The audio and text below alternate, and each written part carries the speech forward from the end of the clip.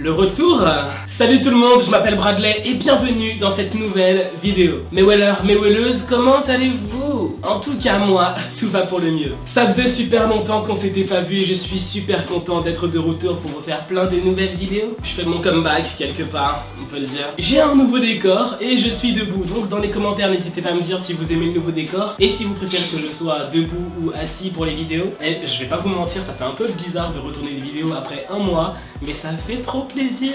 En plus de ça, j'ai une super nouvelle à vous annoncer, c'est le grand retour d'une vidéo par jour à 18h30 sur ma chaîne YouTube. Vous pouvez le noter dans vos agendas et votre smartphone, tous les jours à 18h30 sur ma chaîne YouTube, vous aurez une nouvelle vidéo. Ce sera notre petit rendez-vous de la soirée, ok? Si tu es nouveau sur ma chaîne YouTube, n'hésite pas à nous rejoindre en t'abonnant à ma chaîne et en activant la cloche. Vraiment pour le coup, la cloche est super importante, comme ça dès que la vidéo sort tous les jours, vous êtes au courant. Pour mon retour sur YouTube, si on pouvait atteindre la barre des 10 000 likes, ce serait super, ça me ferait trop plaisir, donc n'hésitez pas à exploser cette barre de pouces bleus. Aujourd'hui, on va parler du harcèlement qu'a subi Jimin sur les réseaux sociaux et aussi d'autres polémiques qui ont touché BTS. C'est parti!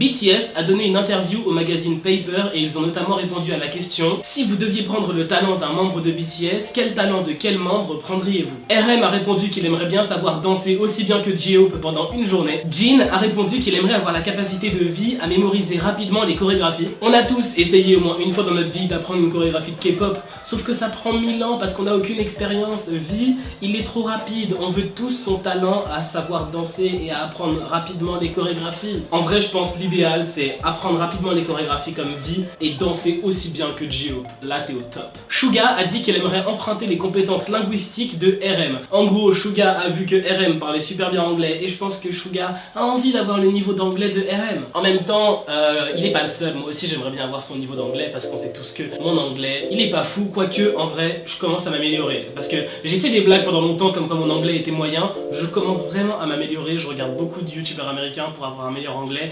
Et vous inquiétez pas, un jour je vous ferai une petite vidéo en anglais.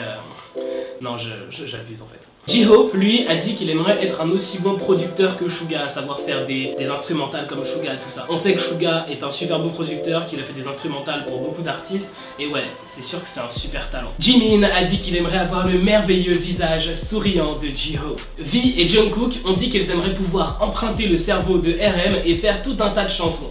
Ok, maintenant passons à la seconde partie de cette vidéo. Laissez-moi vous raconter un gros scandale qui concerne à la fois Katy Perry, BTS et les ARMY. Rien que ça. Tout s'est passé au Jingle Ball. Le Jingle Ball, pour vous expliquer très simplement, c'est une tournée de concerts qui réunit plusieurs artistes. Lors de ces Jingle Ball, BTS et Katy Perry étaient présents pour performer leur musique. BTS a fait sa performance, ils ont chanté, dansé, les ARMY étaient super contents, et vient le tour de Katy Perry d'interpréter sa musique, tout ça, donc elle arrive sur scène, et là c'est le drame. Katy Perry fait une sorte de blague malaisante où elle dit que tous les ARMY sont des petits enfants en disant: ah bah vous devriez être contents, vous êtes à un concert alors que ça fait longtemps que vous devriez être au lit. Most of you get to stay up way past your bedtime.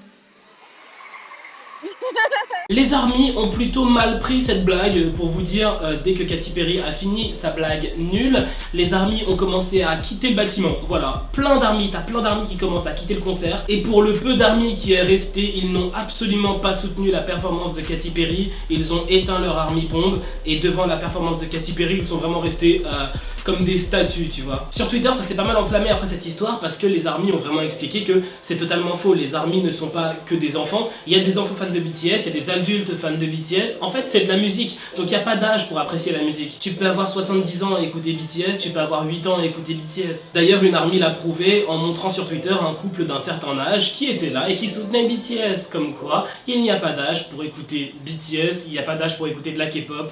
C'est de la musique, voilà. J'avais pas eu l'occasion d'en parler puisque ça fait un mois que j'ai pas fait de vidéo, mais il y a un événement qui s'est produit. Il faut absolument qu'on en parle. Je veux dire, j'aurais dû en parler, j'ai pas pu en parler. Il faut qu'on en parle ensemble, vous et moi, parlons-en. Un événement exceptionnel qui m'a fait fanboyer à mort. La fameuse rencontre entre BTS et Billie Eilish. Donc, pour ceux qui savent pas, le mois dernier, BTS était vers West Hollywood pour accepter un prix. Ils ont notamment rencontré Lil Nas X, XX. Mais surtout, on a pu voir BTS avec Billie Eilish. Je suis absolument fan de Billie, je suis absolument fan de BTS. Je veux absolument les voir collaborer. En plus, j'étais trop content pour Jungkook parce que je sais que Jungkook aime beaucoup Billie. Il avait fait une vidéo style TikTok sur du Billie Eilish. La vidéo a été vue 28 millions de fois. Voici la vidéo. I'm the bad guy. Duh.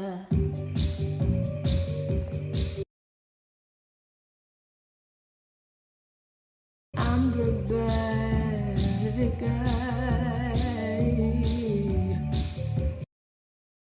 Parmi vous là, parmi les gens qui regardent cette petite vidéo, s'il y a des gens qui sont fans de Billie Eilish, s'il y a des gens qui sont fans de BTS, s'il y a des gens qui veulent voir Billie Eilish et BTS collaborer, je veux vous voir dans les commentaires. Montrez-moi que je suis pas le seul à apprécier Billie Eilish et à vouloir cette collaboration du futur.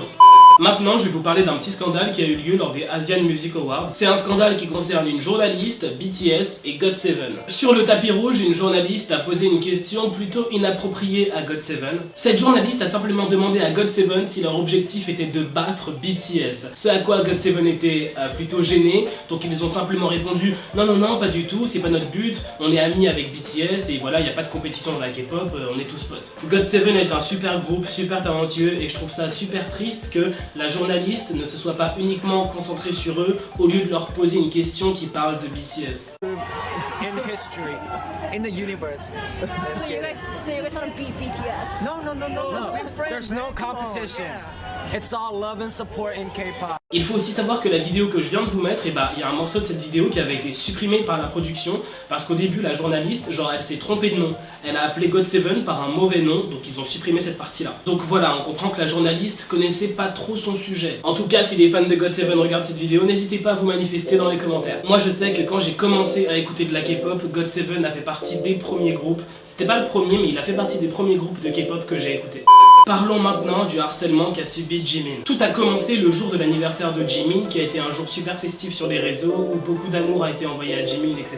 Mais le truc, c'est que ce jour-là, tout ne s'est pas très bien passé, puisque Jimin s'est fait harceler massivement sur Twitter. Pour faire plaisir à Jimin le jour de son anniversaire, beaucoup d'armies ont créé des hashtags, et ces hashtags visaient à montrer tout l'amour qu'ils ont pour Jimin. Beaucoup de ces hashtags se sont retrouvés en tendance monde sur Twitter, ce qui est énorme. Jusque-là, tout va bien. Sauf qu'il y a une personne qui a créé un hashtag visant à insulter et à se moquer de Jimin. Et devinez quoi? Ce hashtag visant à se moquer de Jimin s'est lui aussi retrouvé en tendance sur Twitter. Donc le jour de l'anniversaire de Jimin, t'as plein de hashtags super gentils, super mignons, visant à apporter de l'amour à Jimin pour son anniversaire. Et au milieu de tout cet amour, t'as un hashtag ultra toxique, ultra négatif, visant à se moquer de Jimin qui se ramène en tendance. Le hashtag s'appelait Happy Birthday Gorilla, littéralement joyeux anniversaire le gorille. Le créateur de ce hashtag voulait se moquer de Jimin en insinuant qu'il ressemble à un gorille et inciter d'autres anti-fans à faire la même chose. Le créateur de ce hashtag s'est révélé être un fan du boys band X1 et il a dit qu'il a fait ça parce qu'il apprécie le surnom Gorilla. Au final, il s'est fait à son tour massivement harcelé par les armies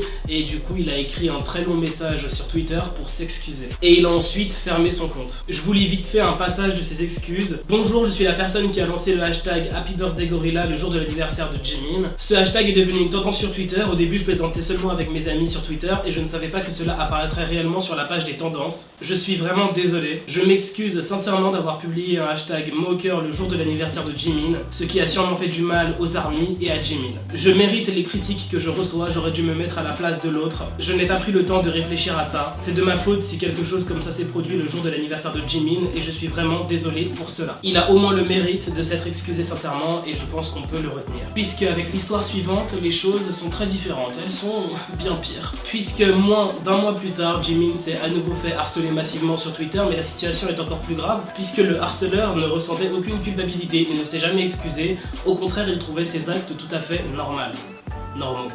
Le gars assumait totalement ce qu'il faisait. Ça s'est passé durant la période où BTS participait au Melon Music Award. BTS recevait beaucoup de soutien sur Twitter, jusqu'au moment où un Coréen a publié le hashtag Rila Rila. Un hashtag moqueur et insultant visant à dire que Jimin ressemble à un gorille et à insulter les autres anti-fans, à se moquer de BTS et de Jimin surtout. Ce hashtag s'est retrouvé en tendance en Corée et les créateurs de ce hashtag, les gens qui suivaient le hashtag, tout ça, ils ont commencé à dire bah Jimin il ressemble à un gorille, voilà, nous on le dit, on l'affirme, y a rien de mal, c'est normal ce qu'on fait quoi. Les mecs disaient vraiment, on n'a pas à être critiqué pour ce qu'on dit, puisque ce qu'on dit est la pure vérité. Je vais vous lire mot pour mot ce qui a été dit. Pourquoi me dénigrez-vous tous d'avoir dit la vérité? Je dis juste qu'il ressemble à un gorille parce que c'est la vérité, je ne l'ai pas insulté ou dit quoi que ce soit de mauvais à son sujet. Les créateurs de ce hashtag étaient d'ailleurs très fiers d'afficher le succès de ce hashtag sur Twitter. Les armies étaient très inquiets car ils ne voulaient surtout pas que Jimin tombe sur toutes ces moqueries et insultes qui sont dites sur lui sur Twitter, car ils avaient peur que Jimin voit ça et qu'il en souffre tout simplement. Aujourd'hui, le harcèlement des stars de K-pop, c'est vraiment un fléau en Corée du Sud. Quand on sait que ce type de harcèlement sur les réseaux a en partie récemment causé la mort de certains idoles, on peut s'inquiéter de voir des gens continuer de le faire, continuer d'être aussi méchants en fait. Moi, mon avis là-dessus, il est simple, c'est que je suis sûr que derrière ces hashtags moqueurs et insultants, il y a des personnes très jeunes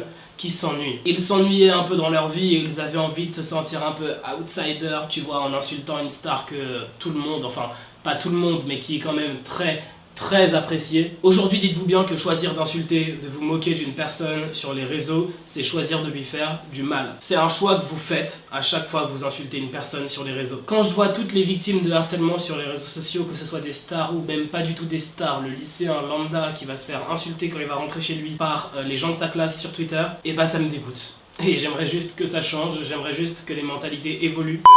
Bref, voilà, c'est déjà la fin de cette vidéo, j'espère qu'elle t'aura plu. Si c'est le cas, n'hésite pas à mettre un énorme pouce bleu, n'oublie pas, objectif 10 000 likes, ça me ferait extrêmement plaisir. Voilà, je suis de retour sur YouTube, j'espère que vous êtes contents. Moi, en tout cas, je suis super heureux de vous revoir, voilà, j'ai trop hâte de reprendre cette aventure YouTube avec vous, avec une vidéo par jour, de vous voir tous les jours, vraiment, je suis trop content. Merci énormément d'être là, merci de me soutenir, vraiment, manifestez-vous dans les commentaires, j'ai trop envie de vous voir, j'ai envie de voir votre présence. Si t'es nouveau sur cette chaîne YouTube, n'hésite pas à t'abonner à ma chaîne YouTube et active la cloche pour être notifié dès que je sors une nouvelle vidéo, puisque maintenant c'est tous les jours à 18h30 sur ma chaîne. Ça va être super cool. Merci d'avoir regardé cette vidéo jusqu'au bout et on se dit à très bientôt pour une nouvelle vidéo. Bye, trop de love entre nous. 247, I know she like me. 365, wanna be my wifey. All up on my snap, I know she crazy.